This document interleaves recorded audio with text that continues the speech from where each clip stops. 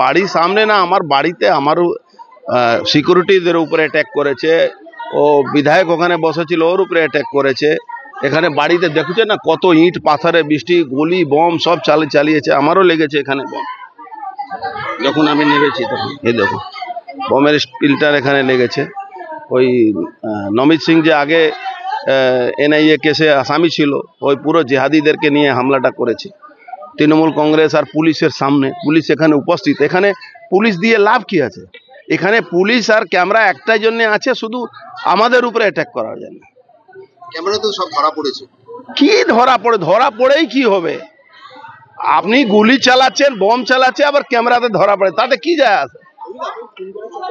100% খুন করা চক্রান্ত। সকাল সকাল এটা কার উপরে কি করে হয়? সকাল সকাল তো মারা যায়নি, অ্যাটাক হয়। সিকিউরিটির বক্সের উপরে দেখছেন না বম গুলি চালিয়েছে। নেতৃত্বকে জানিয়ে কি হবে? লড়াই আমাদের লড়তে হবে, মানুষকে নিয়ে আমাদের লড়াই লড়তে হবে। অমিত শাহজিকে জানাবো, কি করতে হবে।